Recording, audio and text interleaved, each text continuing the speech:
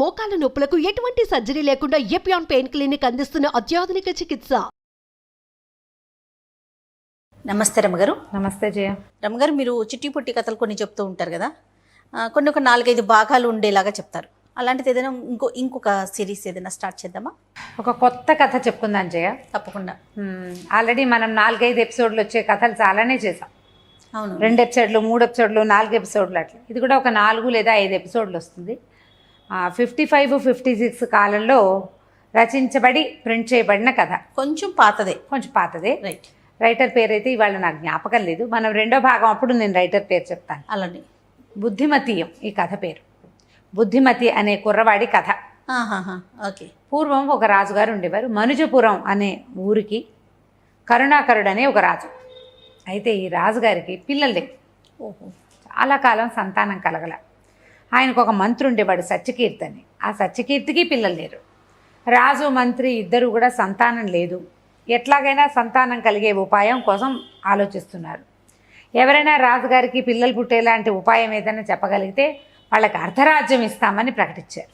అబ్బా, ఏమీ లాభం లేకపోయింది. అయితే ఏం చేశారంటే ఒక శిలాఫలకం మీద రాయించి చాలా ఊళ్ళకి పంపారు. మనుజపురాధీశ్వరుడైన కరుణాకరునికి సంతానం లేదు, రాజుకి సంతాన ప్రాప్తి కలగజేయగలిగేటువంటి మహానుభావులు ఎవరైనా ఉంటే వారికి అర్ధరాజ్యం ఇవ్వబడుతుంది. మనుజపురాధీశ్వరుని యొక్క మంత్రి సత్యకీర్తి అని రాయించి శిలాఫలకం పెట్టించారు. ప్రజలందరికీ ఏవో చిట్కాలతో అవ్వదు కదా. చిట్కాలతో అవ్వదు. సంతానం కలగకపోవడం అనేది ఒక ప్రత్యేకమైన సమస్య. అది జాతక దోషమో, గ్రహదోషమో, రాజుదో, రాణిదో, దేశానిదో, వాళ్ళ పితరులదో తెలీదు. ఏదో ప్రయత్నిస్తారు, ఏమీ అవటం లేదు. రాజవైద్యులు ఏదో వైద్యాలు చేస్తారు, వీళ్ళు యజ్ఞాలు చేస్తారు, హోమాలు చేస్తారు, ఏమిటో చేసుకుంటూ ఉంటారు. ఏమీ అవల. కానీ ఏమైందట, మంత్ర శివానంద అని ఒక మహాసిద్ధుడు ఒక ఆయన పక్క ఊరిలో ఈ బోర్డు చూశారు. తన శిష్యులతోటి ఈ ఊరు వచ్చారు. ఈ ఊళ్ళో కూడా ఆయనకి ఈ బోర్డు కనపడింది. సరే, అది చూసుకుని ఆయన వచ్చి ఈ మన రాజుగారికి కనపడ్డారు. కనపడేసరికి వీళ్ళు చాలా సంతోషించారు. ఆయన చాలా గొప్పవాడు, తపస్సంపన్నుడు. 3 మంది శిష్యులు ఉన్నారు ఆయనకి. అంతా కలిసే వచ్చారు. ఆయనకి అర్ధరాజ్యం మీద ఆసక్తి లేదు. అర్ధరాజ్యం ఇవ్వటానికైనా అంతా సిద్ధపడ్డారు అంటే ఎంత డెస్పరేట్గా ఉన్నారు సంతానం కోసం వీళ్ళు. పాపం. ఎవరో ఒకళ్ళని దత్తత చేసుకోవటానికి, ఎవరికో రాజ్యం ఇవ్వడానికి ప్రజలు కూడా ఒప్పుకోవట్లేదు. రాజు చాలా గొప్పవాడు, చాలా గొప్ప వంశం వాళ్ళది, చాలా ప్రజారంజకుడైన పాలకుడు ఆయన. ఆయన యొక్క సంతానమే కావాలని ప్రజలు కోరుకోవడంలో పెద్ద ఆశ్చర్యము లేదు. కాబట్టి ఈ రాజుకి కొంత మేలు చేయాలని భావించి ఆయన కూడా స్వయంగా బయలుదేరి వచ్చారు. వచ్చేసరికి ఆయన చూసేసరికి పరమేశ్వరుణ్ణే చూసినట్టుగా ఫీల్ అయ్యారు వీళ్ళు. ఎంత ఆనందపడ్డారో అసలు. చాలా అద్భుతమైన స్ఫురద్రూపం, శాంతమూర్తి భవించినట్టుగా ఉన్నాడు. శాంతమే ముని స్వరూపంలాగా ఉందన్నమాట ఆయన రూపం. చాలా ఆనందించారు. అందరూ నమస్కారాలు చేశారు. అయితే ఆయన ఏమన్నాడు, నేను ఏకాంతంగానే ఒక పూజ సలుపుతాను, నాకు ఒక భవనాన్ని కేటాయించండి అన్నారు. రాణి మంత్రి గారి భార్య అక్కడ ఉండేలాగా ఏర్పరచమన్నాడు. చాలా చక్కగా పెద్ద భవనం. మరి ఏమేం కావాలి మీకు సంభారాలంటే ఏమీ అక్కర్లా, 3 కలశాల నిండా నీళ్లు అని చెప్పాడు. 3 బంగారపు బిందెల నిండా మంచినీళ్ళు పెట్టారు. మామిడాకులు, తమలపాకులు, పువ్వులు అవి అన్నీ ఏర్పరిచి పని వాళ్ళంతా వెళ్ళిపోయారు. ఈయనకి సహాయంగా రాణిగారు, మంత్రి గారి భార్య, ఆవిడికి సహాయంగా వాళ్ళిద్దరు ఉన్నారు. సరే, ఏమైంది, ఈయన చాలాసేపు జపం చేసి ఈ 3 కలశాలని అభిమంత్రించారు. ఈ 3 కలశాల్లో నుంచి నీరెత్తి ఒక కలశంలో పోశారు. పోసి రాణిగారికి ఆ కలశాన్ని చేతిలో పెట్టారు. ఈ నీరు సేవించండి, మీ సంతానం కలుగుతుంది. అక్కడి నుంచి పక్కనే నిలబడింది కదా ఆవిడ, మంత్రి గారి అమ్మ నీకు సంతానం లేనట్టుందంటే లేదండి అని. ఆయన ఏం చేశాడంటే ఈ రాణిగారికి చెంపిస్తూ ఒక తమలపాకు తీసుకుని తన కమండలంలోంచి ఒక చుక్క నీటిని దీంట్లో తిలకరించి ఆకు మడతపెట్టి ఆవిడ చేతిలో పెట్టాడు. కంటి సేగ చేశాడు, ఇది తీసుకో అని. నిశ్శబ్దంగా ఆవిడ అది ఆ తమలపాకుని స్వీకరించింది. విడేం అంటే చిలక, తమలపాకు చిలక అనమాట. అందులో మంత్రపూతమైన జలాన్ని వేశాడు. ఈ నీళ్ళ కలసం పుచ్చుకుని రాణిగారు పరమానంద భరితురాలే ఇంటికి వెళ్ళిపోయింది అంతఃపురంలో. ఈవిడ ఆయన పుచ్చుకోమన్నాడంటే ఇదేదో విశేషం, సంతానం లేదు కదా అని అడిగి అది ఇచ్చాడంటే సంతానం కోసం ఇచ్చినట్టు. ఇక ఎంతో సంతోషంగా భర్తలతోటి గడిపారు, చాలా ఆనందంగా సంతానం కలిగిస్తుందన్న సంతోషంతో. కాలక్రమాన రాజుగారి భార్య గర్భవతి అయింది, మంత్రి గారి భార్య గర్భవతి అయింది. 9 నెలలు నిండాయి, ప్రజలంతా ఆనందంతో పండగ చేసుకున్నారు. రాజుగారి ఇల్లు పండింది, మంత్రి గారి ఇల్లు పండబోతోంది. సరే 10 మాసాలు వచ్చాక రాణిగారికి పరమాద్భుత సౌందర్యవతి అయిన ఒక కుమార్తె కలిగింది. మంత్రి గారికి చాలా స్ఫురద్రూపంతో ఉన్నటువంటి ఒక పిల్లవాడు కలిగాడు. రాజుగారి అమ్మాయికి తమ విజయాలకి మూల కారణం కాబోతోంది పిల్ల అని విజయకుమారి అని పేరు పెట్టారు. మంత్రి గారి అబ్బాయికి బుద్ధిమతి అని పెట్టారు పేరు, బుద్ధిమంతుడు కావాలన్న కోరికతో. ఈ విజయకుమారి బుద్ధిమంతుడు ఇద్దరు పెరుగుతున్నారు. సరే విజయకుమారికి చాలా తెలివిగలది, ఎంతో చురుకైంది. మరి దేశ విదేశాల నుంచి ఎంతమందో పండితుల్ని వాళ్ళని వెళ్ళి రప్పించి పిల్లకి చదువు చెప్పించడం మొదలుపెట్టారు. ఆటోమేటిక్గా మంత్రి గారి అబ్బాయి బుద్ధిమంతుడైన బుద్ధిమతి కూడా యువరాణితో పాటే చదువుకోవటం మొదలుపెట్టాడు. వీళ్ళిద్దరూ జోడుగా ఉండేవాళ్ళు. కొంతకాలం ఇంటి దగ్గర చదువుకున్నారు, తర్వాత గురుకులానికి పంపారు. రాజుగారి అమ్మాయి వెళ్ళింది, మంత్రి గారి అబ్బాయి వెళ్ళాడు. వీళ్ళిద్దరూ ఎడబాయని జంటలాగా ఉండటం వాళ్ళకి అలవాటైంది. ఇట్లా పిల్లాడు కలిసి ఉండటం ఏమిటని వాళ్ళు అనుకోలే, ఎవరు భావించలా. మొదట చిన్నపిల్లలుగా ఉండగా కలిసి ఆడుకునేవాళ్ళు, చదువుకునేవాళ్ళు, నేర్చుకునేవాళ్ళు, కొట్టుకుని తిట్టుకుని సరుకు కలిసి ఉండేవాళ్ళు. క్రమంగా ఏమైంది, 14-15 వచ్చేసరికల్లా నువ్వు లేక నేను లేను అనుకోవటం మొదలుపెట్టారు వాళ్ళిద్దరు. ఈ సంగతి ఇటు రాజుకి తెలీదు, అటు మంత్రికి తెలీదు. టీనేజ్లో ఉన్న పిల్లలకి ఒకళ్ళ మీద ఒకళ్ళకి ఆకర్షణ ఉండటం అత్యంత సహజమైంది. చిన్నతనం నుంచి ఉండేసరికల్లా వాళ్ళకి వీళ్ళు తప్పిస్తే ఇంకో ప్రపంచం లేదన్నట్టుగా అయింది. వీళ్ళిద్దరూ ఒకళ్ళనొకళ్ళు కావాలనుకోవటం మొదలుపెట్టారు. 18 ఏళ్ళు వచ్చేసినాయి. ఒకసారే పుట్టారు వాళ్ళు, ఓసారే కదా వరం పొందారు. సరే ఈ లోపల ఈ పిల్లాడు పెరిగే లోపల వాళ్ళు ఏం చేశారు, ఈ సంతానం కలగంగానే పరమాత్మ సంతోషంతో ఆయన మంత్ర శివానందకి అర్ధరాజ్యం తీసుకోమన్నారు. ఆయన రాజ్యం ఎందుకు నాయన, మీకు సహాయం చేయడానికి వచ్చాను, నాకు వద్దన్నాడు ఆయన. అట్లా కాదని చాలా బతిమలాడారు.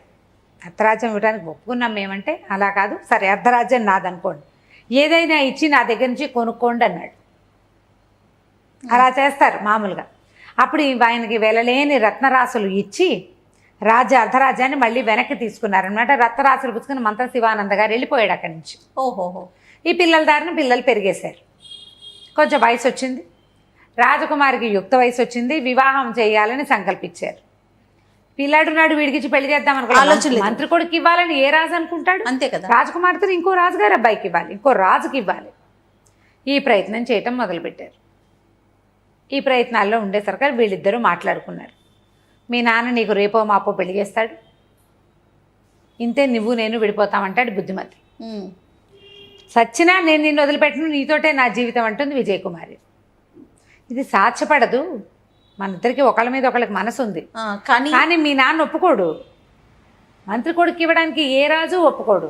మనం కలిసి ఉండటం వల్ల ఇలా మనకు ఒక మనసు అయ్యింది, కానీ ఇది జరిగే వ్యవహారం కాదంటాడు. విజయకుమారిని జరిగేలా చేస్తా, నేను జరిగేలా చేస్తాను. ఇద్దరు ఈ విషయం మీద మాట్లాడుకుంటూ ఉండేవాళ్ళు. ఆ అమ్మాయికి రకరకాల పెళ్లి సంబంధాలు వస్తున్నాయి, వీళ్ళు ఆలోచించుకుంటున్నారు. ఎలా మంత్రి గారి అబ్బాయి రాజుగారు అల్లుడవుతాడో చూద్దాం మళ్ళీ భాగంలో మనం. తప్పకుండా అండి.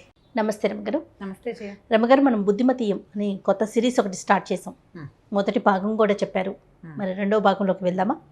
బుద్ధిమతి అనే కుర్రాడు, విజయకుమారి అనే రాజకుమార్తె, వీళ్ళిద్దరూ ఫ్రెండ్స్, పెళ్లి చేసుకోవాలనుకుంటున్నారు. యుక్త వయసులోకి వచ్చారు. పెళ్ళి అయితే రాజకుమార్తెకి సంబంధాలు చూస్తున్నారు. ఈ కుర్రాడికి ఇచ్చే ఉద్దేశం రాజుకి ఏమీ లేదు. రాజుగారి అమ్మాయిని రాజుగారి అబ్బాయికి ఇవ్వాలి అంతే.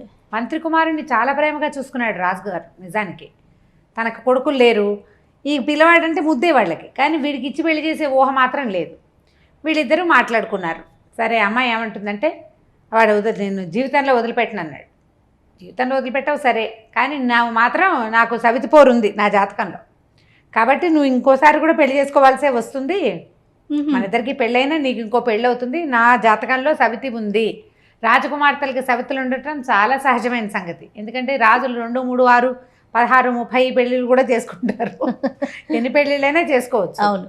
అయితే వీళ్ళిద్దరు మాట్లాడుకునేటప్పుడు అమ్మాయి ఏమందంటే ఇప్పుడు ఈ పెళ్లిగోలు ఎందుకు, మనం ఎక్కడికైనా దేశాటనకి వెళ్దాం, ప్రపంచాన్ని తెలుసుకుందామని అన్నది. అనేసరికి ఇతను అన్నాడు, పెళ్లి చేసుకో, అంత సులువు అనుకుంటున్నావా దేశాటన? అక్కడేం హంసతూలు కతల్పాలు ఉంటాయా రోడ్ల మీద, గుర్రాల మీద తిరగాలి, ఎందుకు వచ్చింది? మీ నాన్న నిన్ను పంపిస్తాడా దేశాటనకి? దేశాటన కష్టం, ఒకవేళ ఆయన పంపినా దేశాటన కష్టం. వాళ్ళు పంపకపోతే వాళ్ళకి చెప్పకుండా మనం వెళ్తే వెతుక్కుంటూ వచ్చేస్తారు. లేక పుట్టిన కూతురువి, నిన్ను ఎక్కడికి పంపించరు. జీవితం ఇంత సులువుగా ఉండదు. దేశాటన అనేది సులువైన వ్యవహారం కాదు. ఎక్కడ తింటామో, ఎక్కడ పడుకుంటామో, ఎక్కడికి వెళ్తామో ఏమీ తెలియకుండా ఉంటుంది. మగవాళ్ళ వల్లే కష్టం, ఆడాళ్ళకి మరీ కష్టం. అలాంటి ఆలోచన పెట్టుకోవద్దు అన్నాడు. ఈ అమ్మాయి ఊరుకుంది. కానీ అమ్మాయికి దేశాటన మీద కొంచెం సరదా ఉంది. ఎక్కడికైనా వెళ్ళాలి, చెప్పకుండా వెళ్ళాలి, అలాంటి కోరికలు ఉన్నాయి. అది కుదిరే వ్యవహారం కదా, ఈ అబ్బాయి ఒప్పుకోవటంలా. సరే ఇద్దరు మాట్లాడుకున్నారు. ఈ అమ్మాయి ఏం చేసింది, ఇంటికి వెళ్ళిపోయింది. అతను అప్పుడప్పుడు కలుసుకునేవాళ్ళు. తను అంతఃపురంలో ఉండేది, ఇతను వాళ్ళ బిల్డింగ్లో ఉండేవాడు. ఎప్పుడైనా రహస్యంగా కలుసుకుంటూ ఉండేవాళ్ళు. అయితే రాజుగారి దగ్గరికి బోలెడన్ని రాజకుమారుల ఫోటోలు వస్తున్నాయి. ఏ ఫోటో చూసినా ఆయనకి తన పిల్లకి తగినట్టుగా అనిపించేవాడు కాదు. రోజులు గడుస్తున్నాయి. కానీ ఫోటోలు కొన్ని అమ్మాయి దగ్గరికి వచ్చినాయి, కొన్ని అమ్మాయి వద్దనేది. చిత్రపటాలు, ఫోటో అంటే పిక్చర్స్ కాదుగా, చేత్తో వేసినవి. అయితే ఈ అమ్మాయి ఏమనుకుందంటే, ఇట్లా ఏవో ఒకటి వస్తూనే ఉంటాయి, వీళ్ళని ఆపాలంటే ఒక ఐడియా వేద్దామని ఏం చేసింది, ఆ అమ్మాయి సొంతంగా బొమ్మలు ఇస్తుంది బాగా. ఈ మంత్రి కుమారుడికి దగ్గర పోలికలో ఉండేలాగా ఒక చక్కటి చిత్రం వేసి, వాడిదే డైరెక్ట్గా కాకుండా కొంచెం కాస్త అటు ఇటుగా, అక్కడి నుంచి హెయిర్ స్టైలు అవి కొంచెం మార్చింది, కాస్త మీసాలు పెట్టింది. రాజకుమారుడికి ఉన్నట్టు ఒక కిరీటము, ఒక ఇట్లా ఉత్తరీయం వేసుకున్నట్టు, నడుంలో ఒక పిడిబాక పెట్టుకున్నట్టుగా ఒక పిక్చర్ వేసి పరిచారిక చేతికిచ్చి తండ్రి దగ్గరికి పంపించింది. ఆ పిక్చర్ చూడగానే అబ్బా ఎంత బాగున్నాడు అనుకున్నారు వాళ్ళేమో. చాలా బాగున్నాడు. ఇంతకీ ఈ అబ్బాయి ఎవరు?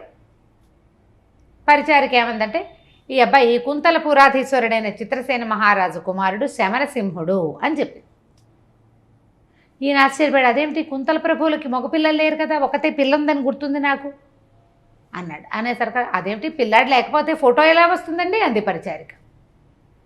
ఉండే ఉంటాడు, మనకు తెలీదు. సరే ఈ అబ్బాయి ఒకడైనా, ఇంకా పిల్లలు ఉన్నారంటే ఒక పిల్ల ఉంది, ఆవిడ పేరు వసుంధరాదేవి, కూతురుంది. ఆవిడే ఈ చిత్రాన్ని మనకి పంపించింది అని చెప్పింది పరిచారిక. దానికి చెప్పబడిన మ్యాటర్ అనమాట. ఈయన అనుకున్నాడు, ఎంత పండులా ఉన్నాడు పిల్లాడు, ఎంత బాగున్నాడు, ఎంత రాజసం ఉట్టిపడుతుంది, మన పిల్లకి ఫోటో పక్కన పెడితే అసలు చక్కగా మ్యాచ్ అంటే మేడ్ ఫర్ ఈచ్ అదర్ లాగా ఉంటారని కూతురు పిక్చర్ కూడా తెప్పించి రెండు పక్క పెట్టి చూసుకున్నారు. ఎంత బాగున్నాడో, చెప్పరాని సౌందర్యం. అబ్బాయి బుద్ధిమతి, చాలా అందగాడు. అందగాడికి ఇంకా కోర మీసాలు, తలపాగాలు పెట్టేసరికి వాడంతా ఇంకా ద్విగుణీకృతం అయిపోయింది. అక్కడి నుంచి ఏమైంది, ఆ ఫోటోని రాజకుమార్తెకి పట్టుకొచ్చారు. అమ్మాయి, ఇది ఎప్పుడైనా చూసావా నువ్వు ఈ పటము అని చూపించారు. చూడలేదని అప్పుడే చూసినట్టు సినిమా ఇచ్చి అమ్మడు చూసింది. చూసి చాలా బాగుంది అని ఒప్పుకునేసరికి రాజుగారు అన్నాడు, అమ్మ నీకు సరిపోతాడు అనిపిస్తుంది అంటే, సరిపోతాడు నాన్నగారు. ఎవరండి ఏమిటండి అని తెలియనట్టుగా అడిగింది. ఈవిడ సృష్టించిన పాత్రే అది.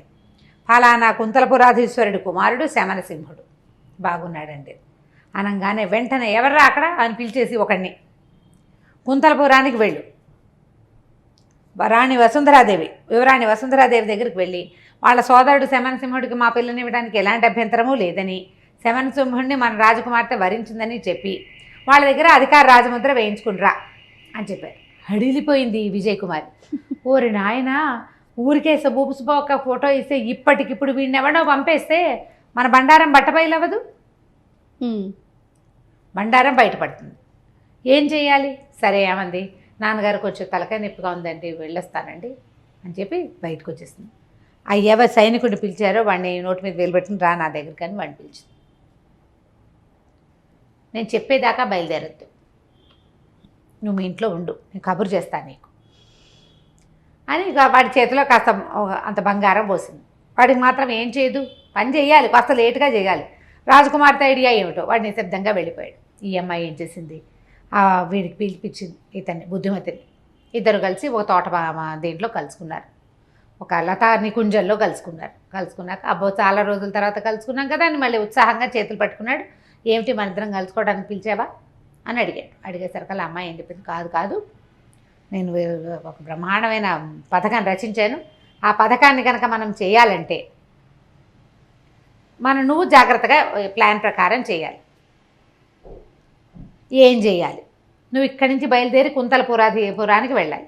వెళ్ళి అన్నాడు. వెళ్ళాక అక్కడ ఒక పెద్ద రాజభవనం కొనాలి. కొన్నాక అక్కడ నువ్వు కూర్చో, నుండు స్థిమితంగా. ఇక్కడి నుంచి ఒక సైనికుడు వచ్చి రాజముద్ర కోసం వస్తాడు. వాడితో మాట్లాడి వాడు ఉత్తరం మీద సంతకం పెట్టి పంపించేసి వెనక్కి. వాడు కుంతలపురం వెళ్ళినట్టు ఉంటుంది, ఉత్తరం తెచ్చినట్టు ఉంటుంది. తర్వాత మనం వివాహం చేసుకుందాం, పెళ్ళైపోయాక మా నాన్న మాత్రం ఏం చేస్తాడు అన్నది. అనేసరికి ఈయనన్నాడు, చాలా చిక్కులున్నాయి. కుంతలపురం వెళ్ళడం ఓ కష్టం. అక్కడ నేను రాజభవనాలు అవి ఇవి కొనాలంటే డబ్బు గిద్దస్కం కావద్దంటే నేను ఇస్తాగా, మండ్లు మాణిక్యాలు బోల్డున్నాయి, నేను ఇస్తానని. బాగుంది. అక్కడికి వెళ్ళిన తర్వాత నేను అక్కడ సెటిల్ అయ్యాక సైనికుడు ఎవడో వస్తాడు, సైన్యాధికారి ఒకడు రాడు, వాళ్ళ 5-6 వస్తారు. ఇప్పుడు నేను రాజముద్ర వేయాలంటే ఎక్కడి నుంచి వేస్తాను? ముద్ర లేదే మీ నాన్న ఒప్పుకోడు కదా. నేను సంతకం పెట్టాక రాజముద్ర పడద్దా కుంతల దేశాంది అంటే? ఏమది పూర్వం మా తాత అంటే ఇప్పుడున్న రాజుగారి తండ్రి కుంతలపురాన్ని జయించాడు.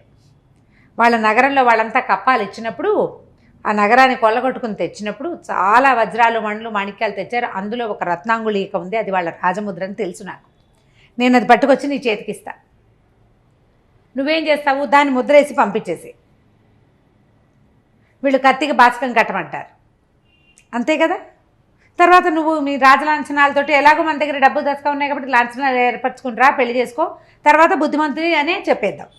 పెళ్ళి అయిపోయాక మా నాన్న ఏం చేయలేడు. ఇప్పుడు మన దగ్గర ఎంతమంది తెలివితేటలు ఉన్నాయి అట్లా, పాతకాలపు తెలివితేటలు. పెళ్ళి అయిపోయాక ఇంకేం చేస్తారు, ఓ పిల్లల్ని కనేసాక ఇంకేం చేస్తారు అని చెప్పి రాజుగారి అమ్మాయి, నేను మంత్రి గారి అబ్బాయిని ప్రేమించాను, వీడిని పెళ్లి చేసుకుంటాను అని తండ్రి చెప్పకుండా అతి తెలివితేటలకు పోయి అతని మొహం ఉన్న పిక్చర్ వేసేసి, ఇప్పుడు ఆ పిక్చర్లో ఉన్నవాడే శవనసింహుడు అని ప్రూవ్ చేయడం కోసం ఇంత ప్రయత్నం అన్నమాట. ఇవన్నీ తెలివిగల పనులని మనం అనుకోగలమా? తెలివి తక్కువ పనులు, అతి తెలివి పనులు. సరే ఇతను అన్నాడు, అదంతా సులువుగా అవుతుందంట. ఏమీ లేదు, సైనికుడిని నేను ఆపా, వాడు వెళ్ళడు, వాడి పరివారంతో వెళ్ళాలి, వాడు ఇప్పుడు వెళ్ళడు, నువ్వు వెళ్ళాక నేను వాడిని పంపిస్తా, వాడు వస్తాడు, ఇలా జరిగిపోతుంది అని చెప్పింది. ఊహించింది, అంత కథ అంతా ఊహించేసింది. సరే అమ్మాయి కావలించుకున్నాడు, చక్కగా సరదాగా కాసేపు కబుర్లు చెప్పుకున్నాడు. సరేనన్నాడు. ఆవిడ ఉంగరం పట్టుకొచ్చి ఇచ్చింది, ఉంగరం పెట్టుకున్నాడు. మరి అక్కడి నుంచి బోళ్ళని రత్నాలు అవన్నీ కూడా మూటలు కట్టించింది, 2 మూటలు కట్టింపించి ఇప్పించింది. మంత్రి గారి అబ్బాయి దగ్గర రక్తరాశులు ఉండే అవకాశం లేదు, ఏదో కొంచెం ఉంటుంది. రాజుగారి అమ్మాయికి దొరుకుతాయి అవన్నీ. ఇవన్నీ పుచ్చుకున్నాడు, బయలుదేరాడు, ఇంటికి వెళ్ళిపోయాడు. సరే రాత్రి చక్కగా అమ్మా నాన్న చెప్పాడు, దేశాటానికి వెళ్తాను అంటే ఆయన సంతోషించాడు. రేపొద్దున మంత్రి కావాలి తన కొడుకు, మంత్రి గారి అబ్బాయి మంత్రి అవుతాడు కదా. కొంచెం దేశాలన్నీ తిరిగి వస్తే వీడికి కూడా తెలివితేటలు పెరుగుతాయి. నిన్న దాకా చదువుకున్నాడు, కొంచెం సరదాగా వెళ్ళొస్తాడు, తర్వాత పెళ్లి పేరెంటం చేయొచ్చని ఒప్పుకున్నారు. పొద్దున్నే లేచాడు, చక్కగా పొద్దున్నే తినాల్సిన భోజనాలు అవి తినేసి సద్దన్నం తిని బయలుదేరేసాడు అనమాట. ఆ పుస్తకంలో శీతల అన్నము అని రాశారు, ఖచ్చితంగా సద్దన్నం తిన్నాడు అని రాశాక ఇవో 2 తినేశాక ఏం చేశాడు, ఒక 2 పని వాళ్ళని తోడుపెట్టుకుని గుర్రాలు వేసుకుని బయలుదేరి వెళ్ళారు. శమనసింహుడి దగ్గరికి పంపాము ఉత్తరం అని, అంటే మనం కబురు పంపాము అని రాజుగారు స్థిమితంగా ఉన్నాడు. ఆ పిల్లాడే మన పిల్లకి కాదగిన వరుడు అని.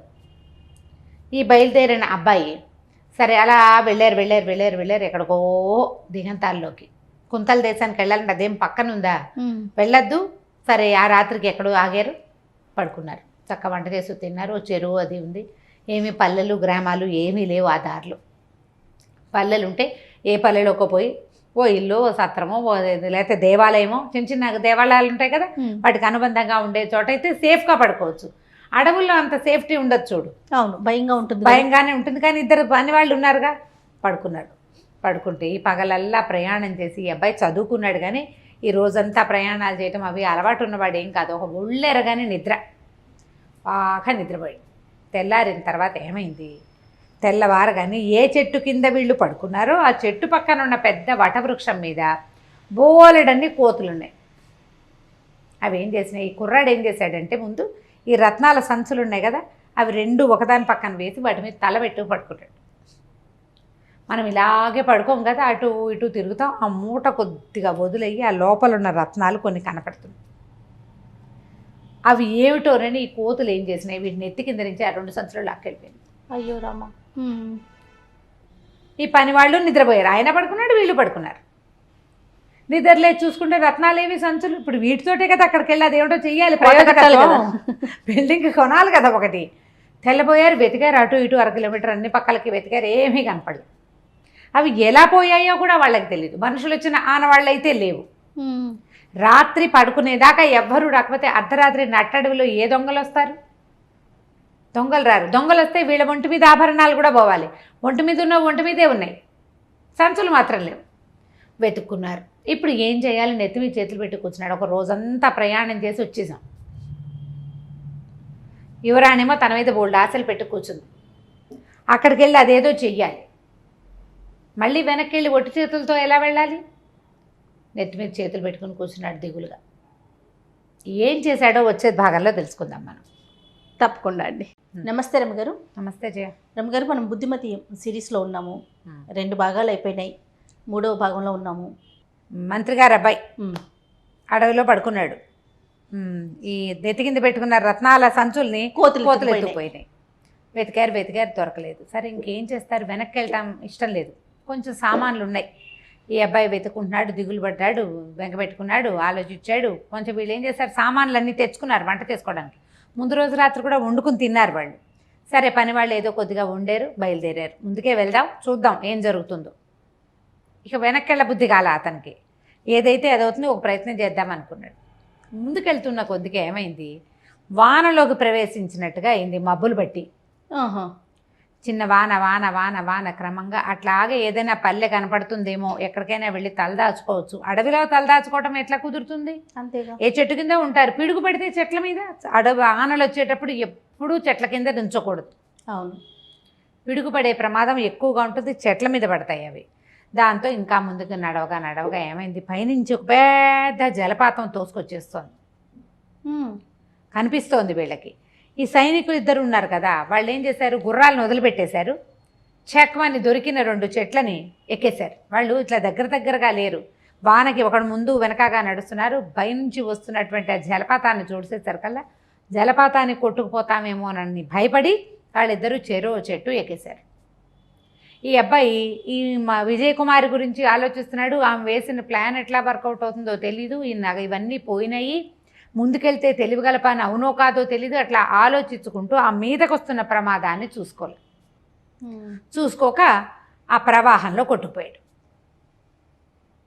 ఇప్పుడు ఇంతకుముందు రత్నాలు పోయినాయి, కానీ పనివాళ్ళు ఉన్నారు, వంట సామాన్లు, తిండి ఉంది. ఇప్పుడు పనివాళ్ళు 2, సైనికులు 2 ఇక్కడే ఉండిపోయారు. సామాన్లు ఇక్కడే ఉండిపోయినాయి. అవి ఉండిపోయినాయో పోయినాయో తెలీదు. వాళ్ళిద్దరూ చెట్ల మీద ఉన్నారు, వీడు మాత్రం నీళ్ళలో కొట్టుకుపోయాడు. వీళ్ళిద్దరూ పైన నుంచున్న వాళ్ళు చూస్తూనే ఉన్నారు. చెట్ల మీద నుంచున్నారు, ఏం చేస్తారు? ఎవరి ప్రాణాన్ని వాడు రక్షించుకోవాలి కదా. ప్రాణాపన్న సమయంలో ఇక ఏమీ పట్టించుకోరు కదా, చూస్తున్నారు అంతే. అయ్యో అనుకున్నారు, ఇక ఏం చేయలేదు. ఒకళ్ళని చూసి ఒకళ్ళు కళ్ళనీళ్ళు పెట్టినారు. వెళ్ళి మంత్రి గారికి చెప్పద్దు, మీ అబ్బాయి నీటిలో కొట్టుకుపోయాడండి అని చెప్పాలి కదా. అలాగే కూర్చుండిపోయారు. ఈ కొట్టుకుపోయి ఎక్కడికో కొన్ని చెట్ల దగ్గరికి వెళ్ళేసరికి స్లో అయ్యింది. ఈ లోపల వాన తగ్గింది. ఆ ప్రవాహంతో కొట్టుకుపోయిన వీడు ఒక తోట దగ్గర, తోటలాగా ఉంది, అడవే కానీ కొంచెం ప్రత్యేకంగా పెంచబడినట్టుగా ఉంది, అక్కడ తీరానికి చేరి పడిపోయాడు. అతను కొంచెం ఈతొచ్చు కాబట్టి ఎంతో కొంత చచ్చేపోకుండా, బెదరకుండా, నీటికి అంత ఫోర్స్ వస్తే బెదిరిపోతారు. అవునవును. ఈత వచ్చిన వాడు కొంత యుద్ధ విద్యలు నేర్చుకుని ఉన్నవాడు కదా, దాంతో ఏదో దొంగ పట్టుకుని ఎట్లాగొట్లా ఓ పక్కకి చేరాడు. చేరాక లేచి ఆ నీళ్ళలోంచి బయటకు వస్తే బట్టలన్నీ తడిచిపోయినాయి, ఏం లేదు, ఏవో చెట్లు కనపడే, మామిడి చెట్లు అవి ఉన్నాయి. సరే ముందు అలసిపోయాడు నీళ్ల తాకిడికి. పోయి ఒక చెట్టు కింద పడుకున్నాడు. పడుకునేసరికి ఏమైంది, ఆ సమయానికి అది కొంచెం మధ్యాహ్నం అయ్యేసరికి ఆ ప్రాంతంలో ఒక రాక్షసి నివాసం ఉంటుంది, ఒక అమ్మాయి. అది వీడిని చూసింది. ఎంత బాగున్నాడో, చక్కగా ఉంటే ఇలాంటి వాడితోటి ఉండాలి, వీడిని పెళ్లి చేసుకుందాం అనుకుంది.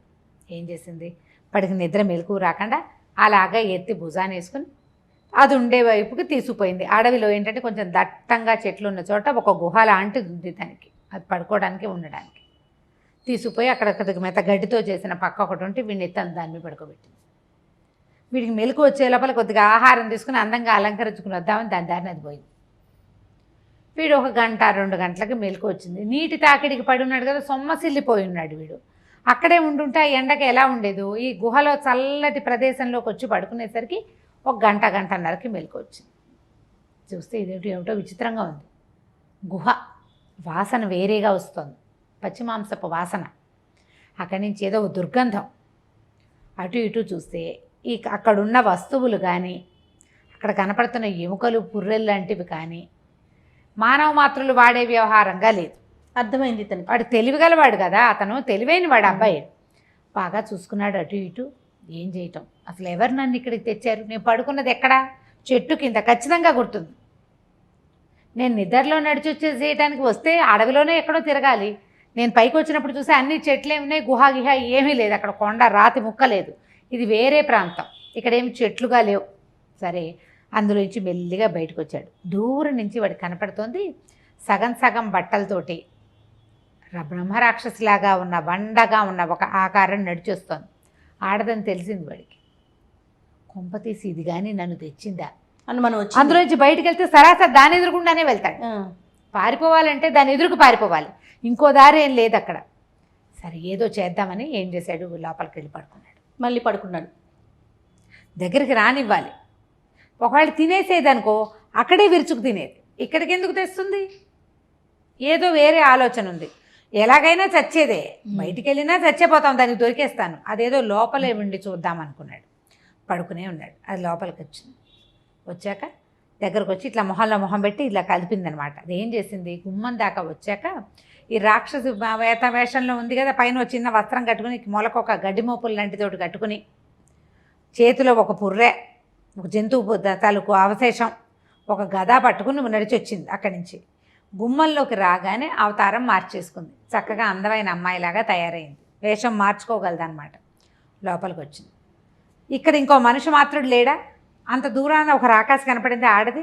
దగ్గరికి వచ్చేసరికల్లా ఒక అందమైన ఆడపిల్ల వచ్చింది, అదే మార్చుకుందనమాట. పైగా ఇంత నట్టడివి ఎక్కడో ఉంది, భూప్రపంచానికి ఒక మూల ఉన్నట్టుంది. ఇందులో అందంగా అలంకరించుకుని పువ్వులు పెట్టుకుని మెడలో అవి ఇవి వేసుకుని అందగత్తలు ఎట్లా వస్తారు? వీడు తను విన్న రకరకాల కథలన్నీ గుర్తు చేసుకుని, ఓహో ఆ రాకాసే ఈ వేషం వేసింది అనుకున్నాడు. సరే, వచ్చి ఇట్లా మొహంలో మొహం పెట్టి చూసి, చక్కగా తాంబూలపు వాసన వస్తోంది, పువ్వుల వాసన. అప్పుడే వెలుకు వచ్చినట్టు చూసి, ఎవరు నువ్వు అన్నాడు. అనేసరికి లేచావా అంది. లేచాను కానీ నువ్వెవరు, ఇంత అడవిలో ఎలా ఉన్నావు నువ్వు అన్నాడు. అయితే ఆవిడ ఏం చెప్పింది, మరి నా పేరు సుశీల, నేను ఇక్కడే ఉంటానంది. నట్టడవిలో ఎలా ఉంటావు, మనిషివి కాదు నువ్వు అన్నాడు. అనగానే తెలిసింది వీడికి, అర్థమైందని. మనిషిని కాదు, ఇక్కడ కాలాంతకుడని ఒక రాక్షసుడు ఉన్నాడు, మా నాన్న, నేను ఆయన కూతుర్ని, నా పేరు సుశీల. మరి నేను వలిచాను, నువ్వు నాకు నచ్చావు, అందుకని నేను నిన్ను ఇక్కడికి తీసుకొచ్చాను అనేసరికి తెల్లబోయాడు. రాక్షసులకి మనుషులకి పెళ్ళేమిటి, నువ్వు నన్ను వలచటం ఏమిటి? నీ ఒరిజినల్ సహజమైన స్వరూపాన్ని చూపించాక నీకు నాకు సరిపోతుందో లేదో ఏదైనా అర్థం ఉంటే చూసుకో, తెలుస్తుంది నీకు అన్నాడు. అనేసరికల్లా అలా ఏముండదు, నేను మనుషులు కావాలనుకుంటే మనుషులాగా మారిపోతా, నా రూపం నాకు ఉంటుంది. మరి నువ్వేం తింటావు, నాలాగా అన్నం పప్పు తింటావా అన్నాడు. కాదు, నాకు కావాల్సిందే తింటాను, నా తిండి నాది, నీతో ఉన్నప్పుడు నీతో ఉన్నట్టు ఉంటాను అనేసరికల్లా అవన్నీ కుదరవు, నాకు వేరే పని ఉంది అన్నాడు. అనేసరికల్లా నీవు ఏదైనా చేయగలవా, నీకేమైనా తెలుసా, ఇలాంటి మాటలు వచ్చినాయన్నమాట. వచ్చేసరికల్లా ఆ అమ్మాయి ఏమంది, నాకెందుకు తెలీదు, నాకు సమస్తము తెలుసు, నీ విజయ్ కుమార్ గురించి కూడా తెలుసాను. కానీ వీడు తెల్లబోయాడు. అంటే నీకు ఎలా తెలిసింది అని. ఆ అమ్మాయి ఏమందంటే, నాకు ఏదైనా తెలుసుకునే విద్య ఉంది. మరి విద్య ఉన్నదాన్ని నువ్వు అడవిలో ఎందుకున్నావు, మీ వాళ్ళు ఎవరు లేరేమిటన్నాడు.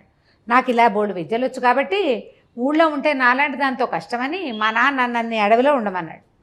అడవి దాటి ఊళ్ళోకి వెళ్ళకూడదు, నేను ఇక్కడికి వచ్చిన వాటితో ఆహారంగా తీసుకుంటా, నువ్వు నాకు నచ్చవు, నన్ను పెళ్లి చేసుకో అనేసరికి ఇతను అన్నాడు, నీకు అంత శక్తి ఉంటే నన్ను మరి అక్కడికి పంపిస్తావా అన్నాడు. కుంతలపురం ఉంది కదా, అక్కడికి వెళ్ళాలి కదా, అక్కడికి వెళ్ళాలి నేను కుంతలపురానికి, నన్ను కుంతలపురం చేర్చమన్నాడు. అనేసరికల్లా మరి రత్నాలో అవద్దా అంత అనేసరికల్లా నీకు అది కూడా తెలుసు అన్నాడు. నాకు సమస్తమో తెలుసు, అన్నీ తెలుసు, నాకు నన్ను పెళ్లి చేసుకో, నాతో ఉండు అనేసరికల్లా వీడు నిర్ఘాంతపోయాడు. నీకు అది తెలిసినప్పుడు నన్ను అక్కడ చేర్చొచ్చు కదా నువ్వు అన్నాడు. అప్పుడు చెప్పిందనమాట, నాకేం తెలుసు నువ్వు ఒప్పుకుంటావో ఒప్పుకోవో అని ఇదంతా కథ అంతా చెప్పేసేసాడనమాట. అని చెప్పాను, నువ్వు ఆ చెట్టు కింద పడుకున్నావు కదా, నువ్వు కలవరిస్తున్నావు, విజయ్ కుమార్ అంటావు, కుంతలపురం అంటావు, రత్నాలు అంటావు. ఈ 3 వాక్యాలు నాకు తెలుసు. దానివల్ల నేను కథ ఊహించాను. నువ్వు విజయ్ కుమార్ని గెలవడానికి కుంతలపురం బయలుదేరావు, రత్నాలు పట్టుకున్నావు, ఆ రత్నాలు పోయినాయి, అది నీ దిగులు. నీకు రత్నాలు వద్దు, కుంతలపురం వద్దు, విజయ్ కుమార్ వద్దు, నేనుంటే చాలు, నాతో ఉండు అనేసరికి ఒప్పుకోలే అతను. నీకు అవన్నీ తెలిసినా తెలియపోయినా నేను నీతో ఉండే ప్రసక్తి లేదు, నేను పెళ్లి చేసుకోను, నేను విజయ్ కుమార్నే పెళ్లి చేసుకుంటా, కుంతలపురమే వెళ్తా, రత్నాలు ఉన్నా లేకపోయినా వెళ్ళిపోతా అనేసరికల్లా అమ్మాయి ఒప్పుకోలే. 2 పీకింది చెంపకాయలు, చెప్పిన మాట వినమని. వాడు నేను చచ్చినా వినన్నాడు. అక్కడి నుంచి తినేస్తాను నిన్న, నువ్వు తినేసినా సరేనన్నాడు. అయితే వీడు పడుకున్నాడు, కానీ వీడికి ఓరలో ఓ చిన్న పిడికత్తి అవి ఉన్నాయి. ఆ కత్తి పుచ్చుకుని అమ్మాయి మీద కలబడిపోయాడు. కలబడిపోయేసరికి అది ఏం చేసింది, అప్పటిదాకా అందంగా సౌందర్యవంతమైన రూపంతో ఉంది కదా, ఒకేసారి తన ఒరిజినల్ రూపం చూపించింది. అది దూరం నుంచి చూశాడు అతను నడిచొస్తుంటే. దగ్గరగా ఉన్నట్టుండి అందంగా ఉన్న మొహం ఇంత అయిపోయి దాని కూరలు పళ్ళు బయటకు వచ్చి మెళ్ళో కపాలాలు, చెవులకు చిన్న చిన్న కుండలాగా చిన్న కపాలాలు వేసుకుంది, పుర్రెలు ఎముకలు గందరగోళం. ఇంత భారీ మనిషి అంటే అది రాక్షసి. ఒకసారి హడిలిపోయాడు, కత్తి వదిలేసాడు. ఒకేసారి రూపం మారేసరికి ఉలికిపడ్డాడు, భయపడ్డాడు. పాడేసరికల్లా అది కాస్త వీడికి చిత కొట్టేసింది. కేకలు పెట్టాడు, రక్షించండి రక్షించండి అని. తప్పించుకోవడానికి ప్రయత్నం చేస్తున్నాడు, పారిపోవడానికి. ఈ లోపల ఏమైంది, అక్కడికి ఒక మునీశ్వరుడు వచ్చాడు. వచ్చి ఏం చేశాడు, రావటం ఆయన దగ్గర ఒక కమండలం ఉంది, కాస్త నీళ్లు తీసి ఆ రాక్షసు మీద చల్లాడు. చల్లంగానే అది ఒక చిన్న చిట్టెలుకలాగా అయిపోయి పరిగెత్తేసరికల్లా వీడు అమ్మయ్య అనుకున్నాడు. ఆయన ఏం చేశాడు, అబ్బాయిని చేతితో పుచ్చుకొని బయటకు తీసుకొచ్చాడు. ఎవరు బాబు మీరు, నన్ను రక్షించడానికి వచ్చారంటే నేను ఈ దారిలో వెళ్తున్నాను, నీ కేకలు వినబడి వచ్చాను. అది వీడికి ఏం డౌట్ వచ్చింది, ఒక అనుమానం వచ్చేసింది. ఇప్పుడు అది నాజూగ్గా లతాంగిలాగా ఉన్నది ఒకసారి వికృతాంగిగా తయారైంది. ఈయన ఒక చెమ్ములోంచి 2 చుక్కలు నీళ్ళు చల్లి దాన్ని ఎలుకని చేశాడు. వీడికి కూడా ఏ శక్తులైనా ఉండి వీడు ఇంకో రూపం వహిస్తే నేనేం చేయాలి ఇక్కడ? కంగారు పడ్డాడు, భయపడిపోయాడు. బాబు మీరు కూడా అవతారం మార్చుకుంటే నేనేం చేస్తానండి అంటే, ఏమీ మార్చుకోకండి నాయన, నేను అనంత శక్తులు కలిగినటువంటి ఒక ఋషిని, నేను ఈ దారిన పోతూ ఎవరో మానవార్భకుడు అరుస్తున్నాడని వచ్చాను. ఈ ప్రాంతంలో ఈ రాక్షసు ఉందని, అది జంతువులు విరుచుకు తింటుంది నాకు తెలుసు, మనుషుల జోలికి అది ఎప్పుడూ రాలేదు, నా దారిని నేను వెళ్తాను, నన్ను అదేం చేయలేదు, నాకు శక్తియుక్తులు ఉన్నాయి కాబట్టి అందుకే వచ్చాను అన్నాడు. అని ఏ ఊరు ఏమిటంటే వీడు కొంచెం స్థిమితపడ్డాడు. ఆయన కొంచెం నీళ్ళ దగ్గరికి తీసుకెళ్ళాడు. సరే నీళ్ళు తాగాడు, కూర్చొని మెల్లిగా చెప్పాడు, మనుజపురం నుంచి వస్తున్నానండి అంటే. మనుజపురం నాది, నేను అక్కడి నుంచి కుంతలపురానికి బయలుదేరాను. మధ్యదారిలో ఇట్లా కోతులు నా నగలు తీసుకుపోయినాయి, నా రత్నాలన్నీ పట్టుకుపోయినాయి, నా సేవకులు 2 అక్కడ ఉండిపోయారు, నీటి ప్రవాహాలనే కొట్టుపోయి ఇక్కడికి వచ్చాను. ఓ చెట్టు కింద పడుకుంటే ఈ రాకాసి నన్ను తీసుకొచ్చి పెళ్లి చేసుకోమంటోంది, అందుకని ఇలా అయిందని చెప్పాడు. చెప్పేసరికి మనుజపురం అనేది అక్కడ రాజు నీకు బంధువా అని అడిగేసరికి కాదు, ఆయన రాజు, నేను మంత్రి కుమారుణ్ణి, నేను బ్రాహ్మణుణ్ణి, రాజకుటుంబం కాదు నాది అనేసరికల్లా. అని ఆయన మీకు తెలుసా అన్నాడు. అంటే ఈయన అడిగాడు, ఆయనకి సంతానం కలిగిందా అని అడిగాడు. కలిగిందండి, ఒక అమ్మాయి ఉంది, విజయ్ కుమార్ అని చెప్పాడు. చెప్పేసరికల్లా ఆయన సంతోషించాడనమాట. సంతోషించి ఆ అమ్మాయి పుట్టడానికి కారణం నేనే, ఆయనకి సంతానం లేనప్పుడు నేనే ఆయనకు పూజ చేసి నీది ఇచ్చాను అనగానే వీడు సంతోషించేశాడు. బాగా ఆనందం వచ్చేసింది వీడికి. అయ్యా తమరేనా అని వంగి కాళ్ళకి దండం పెట్టాడు. నువ్వెవరు నాయన అంటే, మీరు తమలపాకుల్లో నీటి జల్లిచ్చారు, మా అమ్మ తీసుకుంది, ఆవిడకి నేను సంతానంగా కలిగాను, నేను మంత్రి కుమారుని, నా పేరు బుద్ధిమతి అని చెప్పాడు. చెప్పేసరికి ఆయన చాలా సంతోషించాడు. సంతోషించి అబ్బాయి ధైర్యంగా కుంతలపురం వెళ్ళు, ఎప్పుడో అవకాశం కుదిరినప్పుడు మళ్ళీ నేను నీకు కనిపిస్తా, అక్కడికి కూడా నేను వస్తాను, మనుజపురానికి కూడా తర్వాత కాలంలో ఎప్పుడో మళ్ళీ వస్తానన్నాను. రాజుగారు ఇచ్చిన ధనరాశులు అవన్నీ ఖర్చు అయిపోయినాయి, కానీ నా దగ్గర ఇంకా కొంత ఉందని చెప్పి ఏం చేశాడు ఈయన, 2 మూటల రత్నాలని అతను ఏవి పోగొట్టుకున్నాడో వాటిని ఈ కుర్రాడి చేతిలో పెట్టాడు. అభీష్ట సిద్ధిరస్తు, నేను చేసిన పూజ వల్ల పూజ ఫలించి ఒక అమ్మాయి ఒక అబ్బాయి పుడితే వాళ్ళిద్దరూ వివాహం చేసుకోవడానికి నేను కారణం అవడం నాకు సంతోషంగా ఉంది. ఈ రత్నాలు తీసుకెళ్ళు, ఇక్కడి నుంచి కుంతలపురానికి వెళ్ళిపో, కుంతలపురానికి వెళ్ళేలాగా ఒక మంత్రం ఇచ్చాడు ఆయన. అక్కడికి వెళ్ళిపోతావు, అక్కడ నువ్వేం చేయదలుచుకున్నావో ఆ పని చేసుకో అని చెప్పాడు. చెప్పి ఆ 2 సంచులు వాడికి ఏది పోగొట్టుకున్నాడు సేమ్ అవే సంచులు, ఆ సంచులతోటి ఈ కుర్రాన్ని కుంతలపురంలోకి వెళ్ళిపోయేలాగా ఈయన ఒక మంత్రం వేసి పంపించేశాడు. వీడు కుంతలపురానికి చేరిపోయాడు. ఇంతలో ఏమైంది, ఈ భటులు ఇద్దరు ఎవరైతే సైనికులు ఇతనితో వచ్చారు, పని వాళ్ళు వచ్చారు కదా, వాళ్ళిద్దరూ వానాబంగుడు అన్నీ తగ్గిపోయాక మళ్ళీ చచ్చి చెడి 4 రోజులు, అంతకుముందు గుర్రాలు వేసుకొచ్చారు, గుర్రాలు లేవుగా, నడుచుకుంటూ 4 రోజులకి మనుజపురాన్ని చేరి మంత్రి గారి దగ్గరికి వెళ్ళి, అయ్యా ఇలా జరిగిందండి, దారిలో ఇలా అయింది, పిల్లవాడు నీళ్ళలో కొట్టుపోయాడు కుర్రాడు, మేము చేయలేకపోయాము, మేమిద్దరం చేరో చెట్టు మీద ఉండిపోయామని ఏడ్చుకుంటూ చెప్పారు. మంత్రి విపరీతంగా దుఃఖించాడు, ఏం చెయ్యాలో తెలియలే, బాగా ఏడుస్తున్నాడు. కానీ ఒక పూట గడిచేసరికి ఆయనకి మంత్రప్రభావం వల్ల జన్మించిన కుమారుడు నీకు వంశాభివృద్ధి అవుతుందని ఆయన దీవించాడు. అంటే నా కుమారుడికి సంతానం కలగాలి, ఆ కలిగిందే ఒక కుమారుడు, కాబట్టి వాడు ఎక్కడో చోట బతికే ఉంటాడని మనసు దిటవ చేసుకున్నాడు ఆయన. భార్యకి మాత్రం చెప్పలే, కానీ బుర్ర వెళ్లాడేసుకుని దిగాలుగా ఉండేవాడు ఆయన. ఒక 2-3 రోజులు గడిచేసరికి రాజుగారికి అర్థమైంది, ఏమిటో దిగులు పడుతున్నాడు ఈ అబ్బాయి, ఎందుకు దిగులు పడుతున్నాడు, మంత్రి గారు దిగులు పడుతున్నారు, ఎందుకు ఇతను దిగులు పడుతున్నాడు. మంత్రిని అడిగాడు, ఏమిటో నువ్వు బాధపడుతున్నట్టున్నావు, అన్నం సరిగ్గా తింటున్నట్టు కనిపిస్తుంది, మొహం పాడైపోయింది, దిగాలుగా ఉన్నావు, ఇదివరకట్లాగా యాక్టివ్గా లేవు, ఏమిటి అని అడిగేసరికి ఆయన కొంచెం దుఃఖపడుతూ, అయ్యా ఇలా జరిగిందండి, పిల్లాడు ఎక్కడికి వెళ్ళిపోయాడో తెలియలేదు అనేసరికి రాజుగారు ఇంకా దుఃఖానికి లోనైపోయాడు. మరి వీళ్ళకి కలిగినవి ఆ వాళ్ళకో పిల్ల వీళ్ళకో పిల్లాడు, మగ పిల్లాడి సరదా ఆయనకి ఈ పిల్లాడితోటి తీరుతోంది. అందుకే కదా రాజుగారు అమ్మాయిని ఎక్కడ చదువు పెట్టారు, అబ్బాయిని కూడా అక్కడే పెట్టారు. ఆయన దిగులు పడ్డాడు. అసలు మంత్రి గారికి ఎంత ఆశ్చర్యం, నాకంటే రాజుగారు ఎక్కువ ఏడుస్తున్నాడు అనిపించింది. ఏం చేశాడు, కొంతమంది సైన్యాధిపతిని పిలిచి సైనికులను పిలిపించి మంత్రి గారి అబ్బాయిని వెతుక్కురండి పంపించారు. ఎక్కడున్నా సరే మంత్రి గారి అబ్బాయి భూప్రపంచంలో ఏ పక్కన ఉన్నా సరే పట్టుకురావాల్సిందేనని ఒక సైన్యాన్ని పంపించాడు. వాళ్ళు వెతుకుతూ బయలుదేరారు. అయితే ఏమైంది, వాళ్ళ దారిని వాళ్ళు వెళ్ళారు. ఈ అమ్మాయికి ఇంకా కబురు రాలేదు, ఎందుకంటే రాణికి కానీ మంత్రి గారి భార్యకి కానీ ఈ కబురు తెలియలే, ఇంకా కంగారు పడతారని చెప్పలేదన్నమాట. అందుచేత రాజకుమారికి కూడా తెలియదు. వీళ్ళు ఏదో పెళ్లి సంబంధానికి చెప్పాం కదా అని వీళ్ళు సిమితంగా ఉన్నారు. అంటే ఇప్పుడు శమనసింహుడి దగ్గర ఇక్కడ పంపించారు. అవునవును. ఇంతలో ఏమైంది, ఈ రాజకుమారుడు ఈ మంత్రి గారి అబ్బాయి ఎక్కడికి వెళ్ళాడు, ఒక సత్రంలో పడుకున్నాడు. ఆ సత్రంలో ఏదో డబ్బులు కట్టాడు, ఈ సంచులు ఆ గదిలో పక్కన బారేసుకుని హాయిగా పడుకున్నాడు. పడుకుంటే ఒక సాయంకాలం అయ్యేసరికి సైనికులు వచ్చారు. సైనికులు వచ్చి ఈ మొత్తం గదులన్నీ సోదా చేస్తూ మన మంత్రి గారి అబ్బాయి పడుకున్నటువంటి గదిని కూడా సోదా చేసి రత్నాలతో సహా దొంగ దొరికాడు అని ప్రకటన చేసి ఈ కుర్రాన్ని ఎత్తుపోయారు. కుంతల దేశంలో దొంగలు పడ్డారు, రత్నాలు పోయినాయి. ఓకే. ఆ పోయిన రత్నాలు ఒక సత్రం గదిలో దొరికినాయి. దాంతోపాటు ఆ దొంగ కూడా పక్కనే పడుకుని నిద్రపోతున్నాడు. వాడిని పట్టుకుని వెళ్ళిపోయారు. ఇతన్ని అరెస్ట్ చేశారు. వాళ్ళు వెతుక్కోవడానికి వచ్చారు. ఇప్పుడు ఊళ్ళో వెతికితే రాజకుమారుడు ఈ మంత్రి గారి అబ్బాయి మా బుద్ధిమతి దొరుకుతాడా? దొరకడు. అతను వచ్చింది ఎప్పుడు? పొద్దునే వచ్చాడు సత్రానికి, మధ్యాహ్నం అరెస్ట్ చేశారు. ఆ ఊళ్ళో అబ్బాయి అటు ఇటు తిరిగితే ఈ పోలికల్లో ఉన్న కుర్రాడు తిరిగాడని చెప్పుకుంటారు. ఏ ఊళ్ళో ఎక్కడికి తిరగలా, వచ్చాడు, నిద్రపోతున్నాడు, సత్రంలోకి ఎంటర్ అయ్యాడు అంతే. అక్కడ అతను ఎవ్వరూ చూడలే. ఆ సోదాల్లో భాగంగా ఇతను కాస్త వాళ్ళకి దొరికాడు, వాళ్ళు కాస్త ఎత్తుపోయారు. తర్వాత ఏం జరిగిందో వచ్చే కథలో తెలుసుకుందాం.